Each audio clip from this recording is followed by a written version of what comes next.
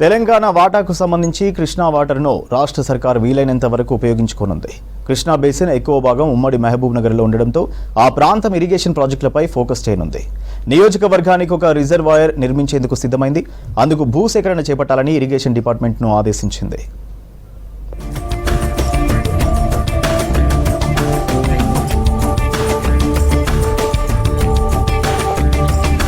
కృష్ణా బేసిన్లో తెలంగాణ వాటాకు సంబంధించి సాధ్యమైనంత వరకు నీటిని వినియోగించుకునేందుకు రాష్ట్ర సర్కార్ సిద్ధమైంది.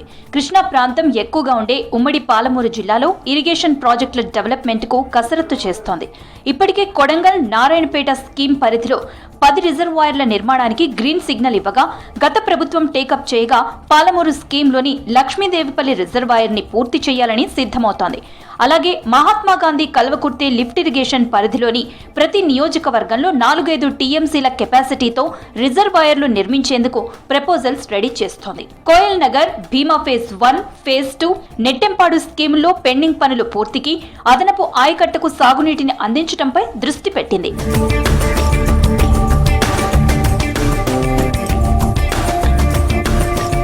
తెలంగాణ ఏర్పాటు తర్వాత గత ప్రభుత్వం రాష్ట్రంలో మొదటి ప్రాజెక్టుగా Palamuru Rangareddy lift irrigation scheme ని టేకప్ చేసింది. 2015 జూన్ 11న పనులు ప్రారంభించింది. స్కీమ్ కింద నార్లాపూర్, ఏదుల, వట్టెం, కర్వేన, ఉదండాపూర్, లక్ష్మీదేవిపల్లి రిజర్వాయర్లు నిర్మించాల్సి ఉండగా లక్ష్మీదేవిపల్లి పనులు పక్కకు పెట్టేసింది. ఈ స్కీమ్ కింద మొత్తం 12,30,000 ఎకరాల ఆయకట్టుకు సాగునీరు అందించాల్సి ఉండగా ఒక్క లక్ష్మీదేవిపల్లి కిందే కల్వకుర్తి, షాద్నగర్, ఇబ్రహీంపట్నం, మహేశ్వరం, పరిగి, చేవెళ్ల 4,13,000 ఎకరాలకు సాగునీరు అందించాల్సి ఉంది. అయితే కెనాల్స్, రిజర్వాయర్ నిర్మాణ ప్రాంతాల్లో సినీ స్టార్లు, పొలిటికల్ లీడర్లు, ఇతర వర్గాలకు చెందిన పెద్దల భూములు ఉండటంతో భూసేకరణ చేపట్టలేదు. దీంతో ఈ రిజర్వాయర్ పనులకు బ్రేక్ పడింది. కాంగ్రెస్ ప్రభుత్వం ఈ రిజర్వాయర్లను టేకప్ చేసేందుకు చర్యలు చేపట్టింది. ఇటీవల ఇరిగేషన్ ఆఫీసర్లతో సమావేశమైన ఉమ్మడి పాలమూరు జిల్లా మంత్రి, ఎమ్మెల్యేలు రిజర్వాయర్ కు సంబంధించి భూసేకరణ చేపట్టాలని ఆదేశించింది. సొంత జిల్లా కావడంతో త్వరలో దీనిపై సీఎం రేవంత్ రెడ్డి రివ్యూ చేయనున్నట్లు తెలిసింది.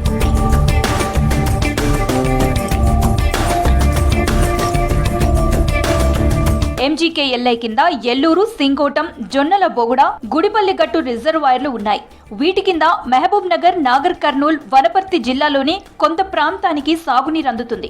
అయితే ఈ స్కీమ్లో మరిన్ని రిజర్వాయర్లు నిర్మించాలని రాష్ట్ర ప్రభుత్వం భావిస్తోంది.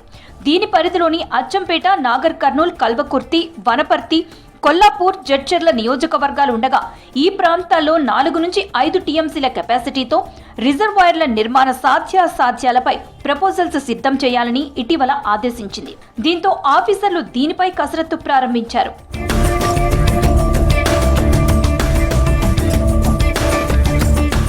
1966లో ప్రారంభించిన కోయిలసాగర్ రిజర్వాయర్ పై రాష్ట్ర ప్రభుత్వం ఫోకస్ పెట్టింది.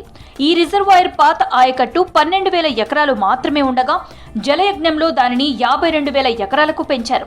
అయితే మహబూబ్ నగర్ జిల్లాలో మరిన్ని మండలాలు, నియోజకవర్గాలకు సాగునీటిని అందించేందుకు జూరాల బ్యాక్ వాటర్ నుంచి కోయిలసాగర్ కు 20 టీఎంసీలను తరలించేలా గతంలో ప్లాన్ చేశారు. 2 లక్షల ఎకరాలకు సాగునీటిని అందించాలని ప్లాన్ చేశారు.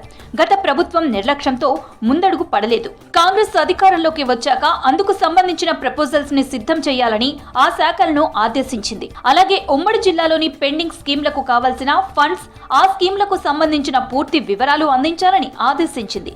త్వరలో దీనిపై సీఎం కూడా రివ్యూ చేయనున్నట్లు సమాచారం.